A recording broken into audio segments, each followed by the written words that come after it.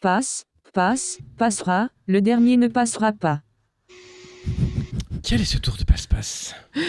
Ah, Un mot de passe. il passe. Non, mais il passe pas là. Il passe tech. Bonjour Faut se rafraîchir, Ememan. Ouais, bonjour Ememan, bonjour Medbel, bonjour Dodo. Salut Hello. tout le monde. Bonjour Cécile. Bonjour les auditeurs et auditrices, bienvenue sur Underscore, l'émission qui vous dit tout sur la culture numérique. Sur Radio Méga. Eh oui, Radio Fréquence Mutine, Cactus. Radio Cactus, Fréquence Mutine, et puis Radio Primitive Ah, oui, aussi, voilà, avec c'est leurs ça. gros dinosaures. Ah. Voilà, d'ailleurs, je crois qu'ils cherchent une animatrice ou un animateur Ah, bon. à Radio Primitive, ou alors ils l'ont trouvé. Mais avant de continuer, nous avons un sujet sur quelque chose qui va passer. Vous ne passerez C'est une pas. interview de Gandalf. Oui, vous ne passerez pas, mais lui, non, lui, il va passer. Et voilà, comme quoi. Hein. Il y en a qui en ont pas droit. Hein. Ah, voilà. Bref, un peu d'actu. D'espérer. Non, c'est pas. Oui, qu'est-ce qu'on a? Alors, Infomaniac se place sous le contrôle d'une fondation. L'hébergeur a décidé de reprendre le modèle de Proton. Son créateur a transféré la majorité des droits de vote d'Infomaniac à une fondation suisse d'utilité publique. Malgré la façon un peu étrange dont s'est faite l'annonce, avec un mail du fondateur qui disait qu'il avait pris le contrôle de la société, genre « Oh, je me suis fait arnaquer Ah. ». Il y en a qui ont... ça leur a un peu fait peur. C'est quand même plutôt une bonne nouvelle. France Connect fête ses 10 ans. L'identité numérique qui est devenue une réalité pour 45 millions de Français, un seul identifiant pour plus de 1500 services, souverains, sécurisés et sans stockage de données. Si seulement France Connect était aussi bien. Si seulement France Connect Plus était aussi bien, parce que ça nécessite d'utiliser les de Google.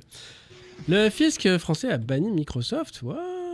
Waouh, comme Ce qu'on quoi. disait la semaine dernière, je crois qu'ils avaient une légère dépendance à Microsoft et Ouais, compagnie. comme quoi. Donc l'administration fiscale française a choisi de migrer entièrement vers des logiciels libres, en abandonnant donc Microsoft pour des raisons stratégiques et de sécurité.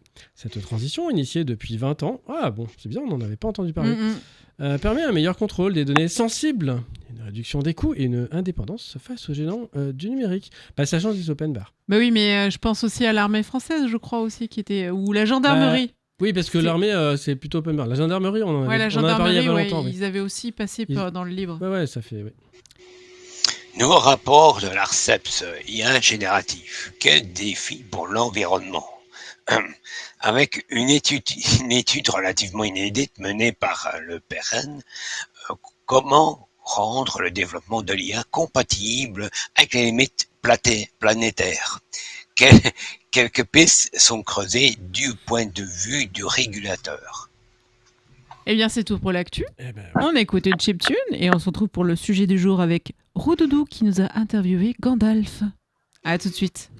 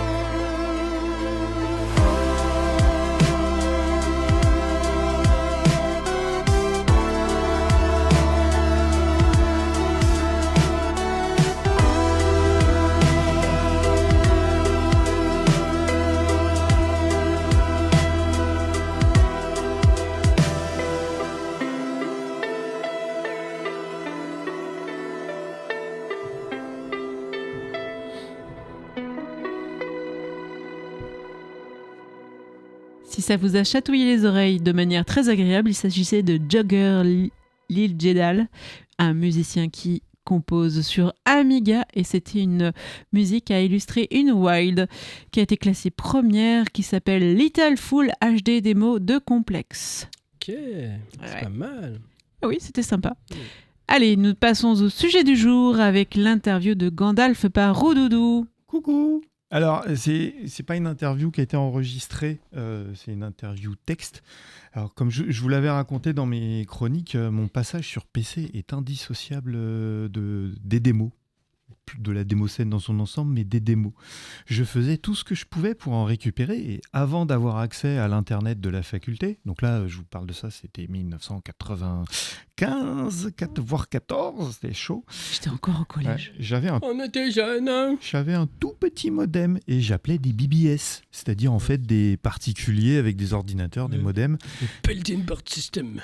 qui centralisaient des fichiers et qu'on appelait exclusivement avec nos modems. Mais il y avait quand même un petit côté familial, on finissait tous par se rencontrer en visu et j'ai gardé contact plus ou moins lointain avec ces gens.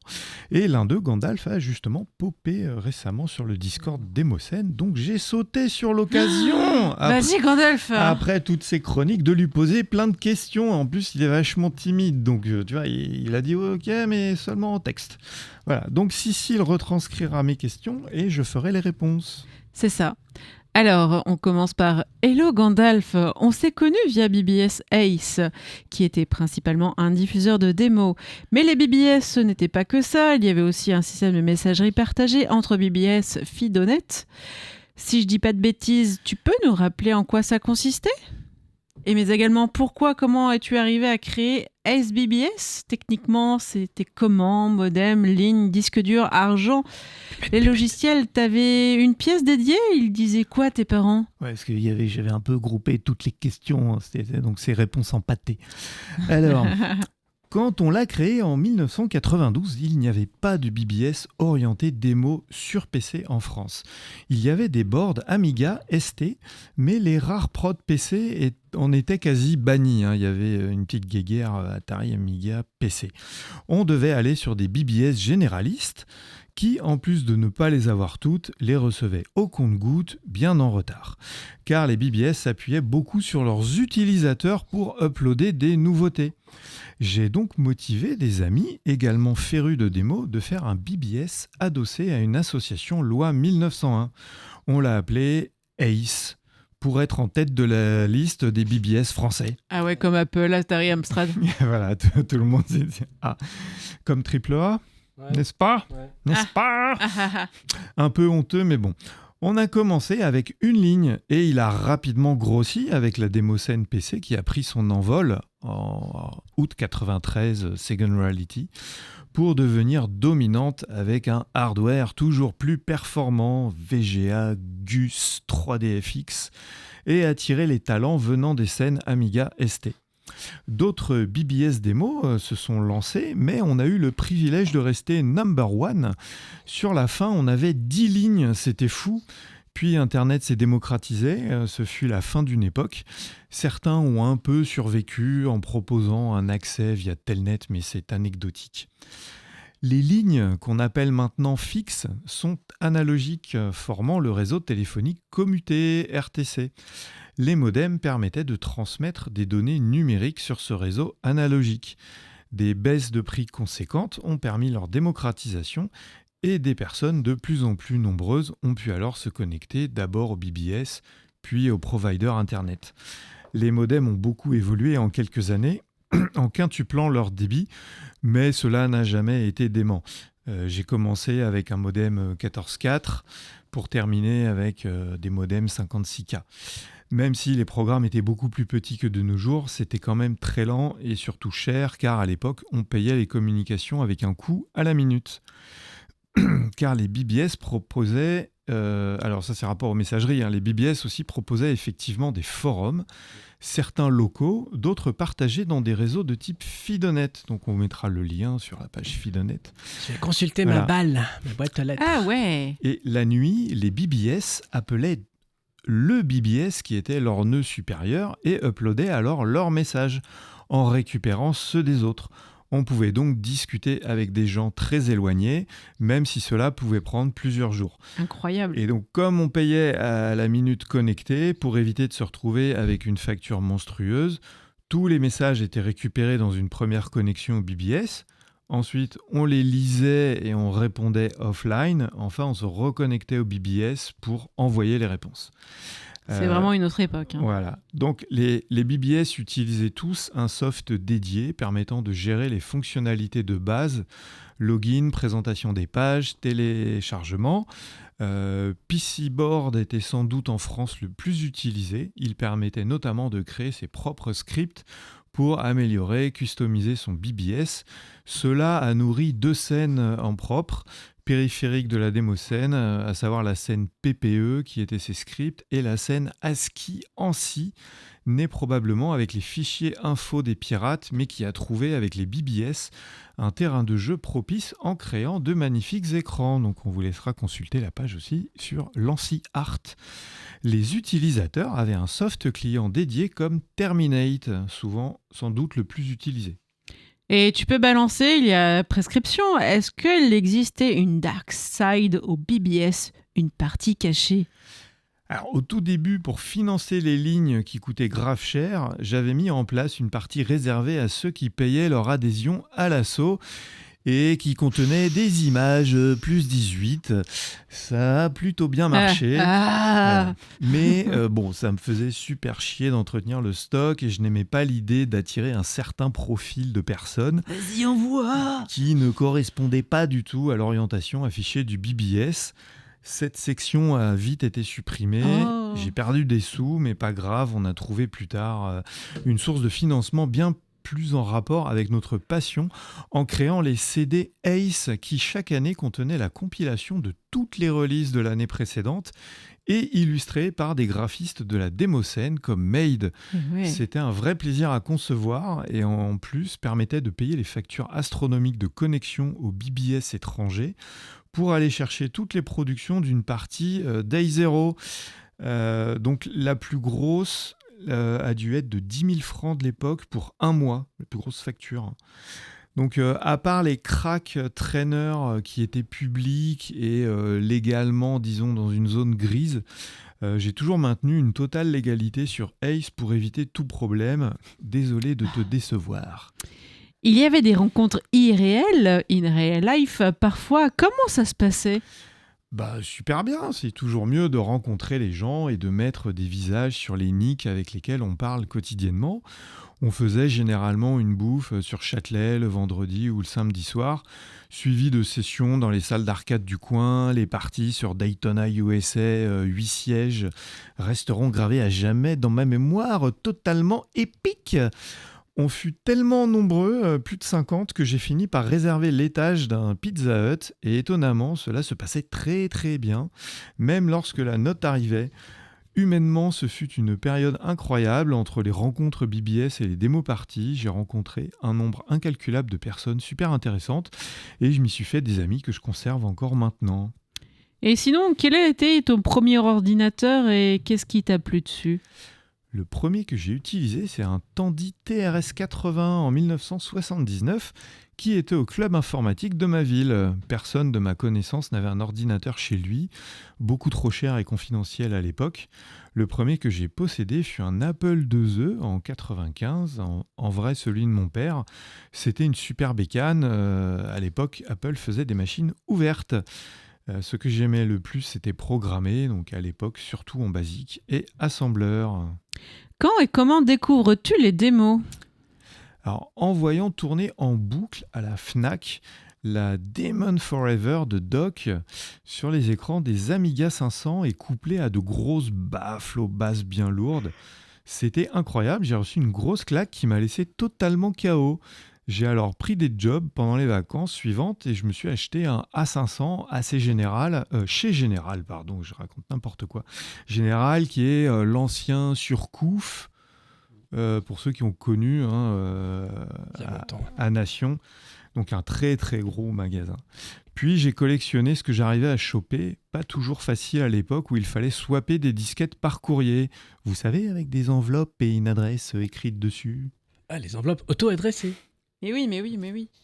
Attends. Et tu as fait beaucoup de coding party, tu as des anecdotes à raconter.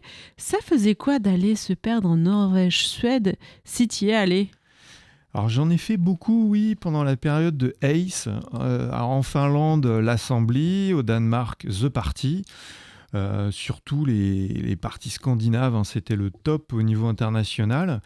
Mais aussi en France, on avait des parties fort respectables comme les Saturn, la LTP et autres volcaniques. Sans oublier la Wired chez nos amis belges. Toujours une sacrée équipée quand tu vas à l'étranger te trimballer avec ta Maxi Tour, ton écran CRT de 40 kg, mais c'est vraiment à chaque fois des super souvenirs. Des anecdotes, j'en ai un paquet, mais bon, c'est généralement très private joke. Ou alors on peut parler d'un certain Roudoudou, je sais pas si tu connais l'énergumène qui arrive en partie à la Wired 95 avec une corne de brume et qui casse les couilles de tout le monde en nous mettant ça dans les oreilles pendant 3 jours. Non, t'as fait ça ? On va garder les autres anecdotes. Voilà. Quel est ton regard ? Quel est ton regard ? Roudoudou, je prends ton rôle. Quel est ton regard sur les démos actuelles et l'évolution de la scène ? Alors, je regarde à peu près tout ce qui sort et je continue à être émerveillé par l'énergie et la créativité qui poussent les gens à s'investir dans la démoscène. Peut-être parce que je suis ancien, j'avoue ne pas être super client des grosses démos PC 3D, même s'il y a des exceptions, mais en fait, j'aime bien tout, comme tout le monde. Je pense que ce que je préfère, c'est d'être surpris par un effet, une musique, une transition, et bon, quand ça arrive, c'est gagné. Par exemple, une des prods que j'ai préférées l'année dernière, c'est l'Andromeda Murder of Scroll sur Amiga. Un effet vu des millions de fois, mais poussé à la perfection avec ce petit twist final qui m'a mis sur le cul, exceptionnel après 40 ans de scroll. Et je ne parle pas de la musique qui est un banger absolu. Voilà, donc ce que j'apprécie le plus actuellement est la très grande diversité des plateformes. C'est très sympa de voir des démos sur des machines totalement exotiques, genre le BK 010, 01 là. Pour finir, l'évolution qui me questionne le plus, c'est bien sûr l'arrivée de l'intelligence artificielle, un peu comme a été l'arrivée des cartes 3D. Comment cela sera géré sera probablement déterminant pour le futur de la démoscène. Et bisous. Ça termine l'interview par bisous. Ouais. Non mais je vais revenir sur la corne de brume. Qu'est-ce que t'as fait en démo partie à la Wired 95 ? J'étais un peu un uluberlu. Moi, j'arrivais en meeting, j'étais déguisé en prêtre. Une fois, j'ai dû venir en roller. Là, on parle de Roudoudou, là, ce coup-ci. Oui, là, c'est pas Gandalf, mais non, mais il y a... Non, c'est pour être sûr. Non, mais voilà, tu sais, c'est excellent. T'as 20 piges, donc... Bah oui. T'es dans une déconne absolue. Oui. En plus, enfin, je sais pas, ouais, toi, la Gandalf, il dit qu'il était émerveillé, et c'est vrai que à l'époque, on était tous jeunes. On était naïfs. On claquait tous du code de ouf. Et il y avait des organisateurs, genre à la Saturn, qui arrivait à se trouver un écran qui faisait une taille gigantesque.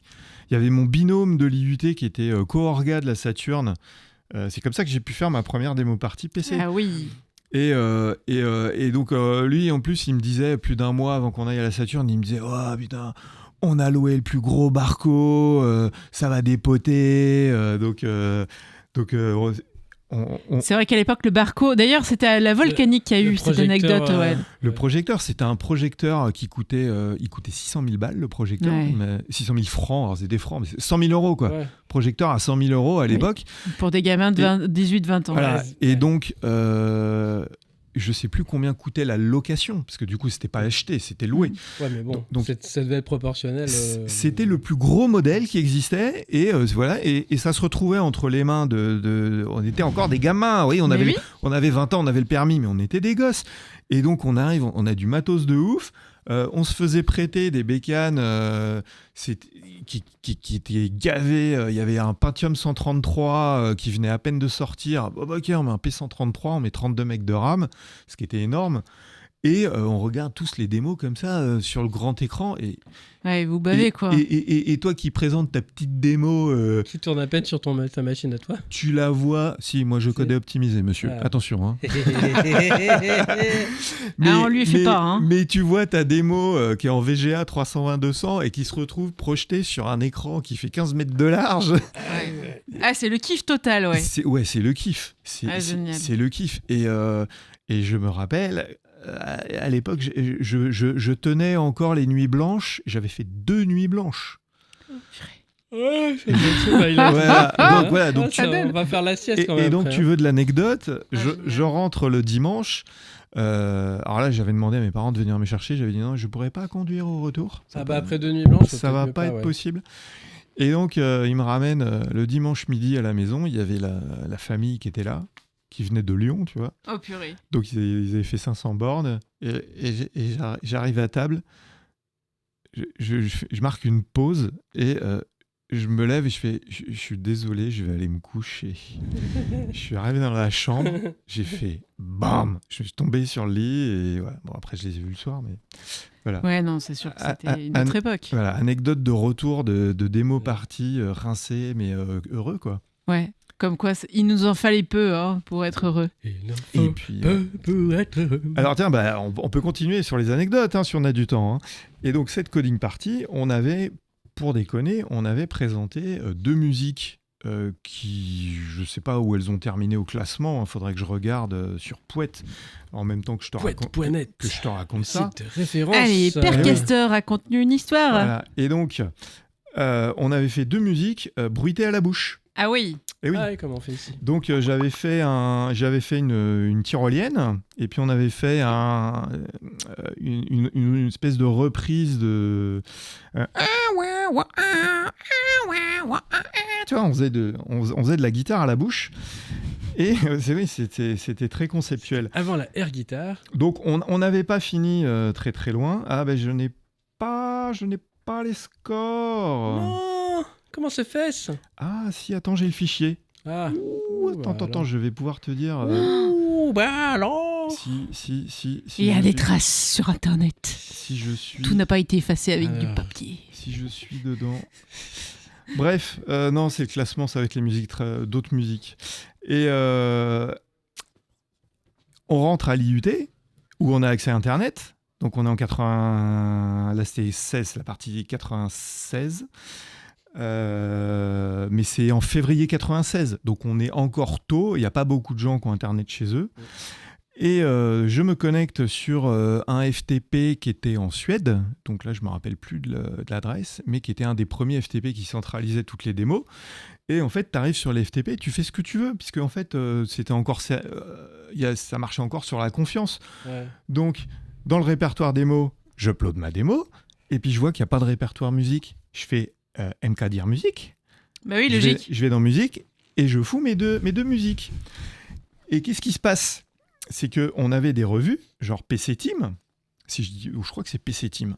Qui a téléchargé tes morceaux ? Qui arrivait sur le même serveur et qui téléchargeait tout le serveur. Et donc le PC Team, le mois suivant, les démos de la Saturn 96, et donc les gens ils ont un CD en fait.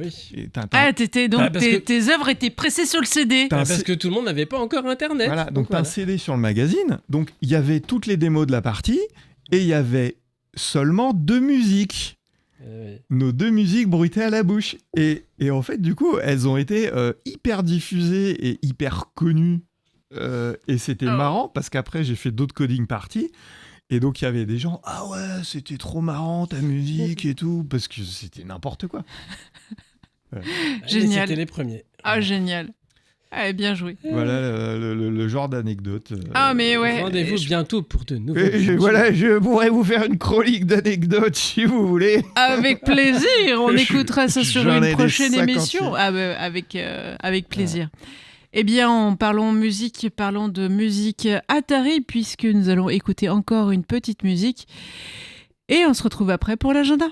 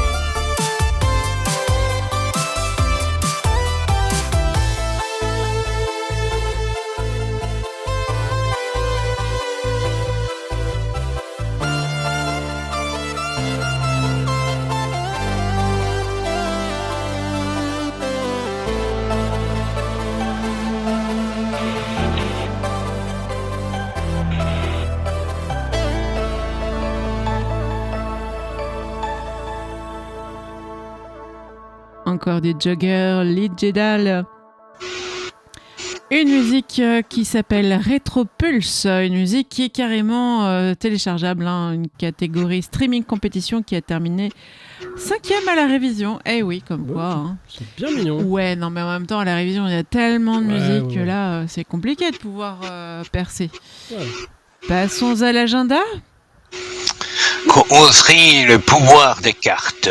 Amateurs et amatrices de cartes, tout simple curieux, vient découvrir et parler des cartes et comment elles façonnent nos présentations et imaginaires.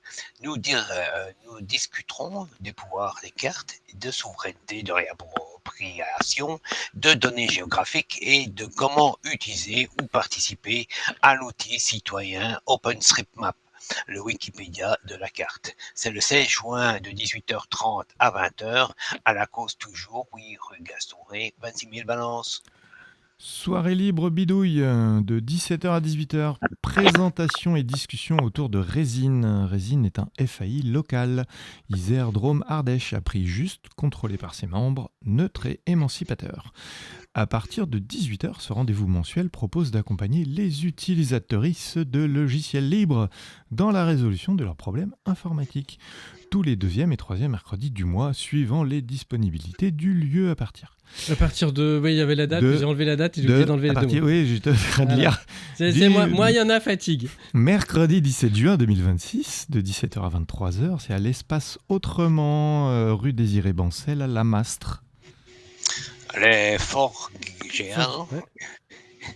Première édition des Forts Géants, événement ouvert à tous et à tous, dédié au projet de la Forge des communs numériques, éducatif et surtout à sa communauté.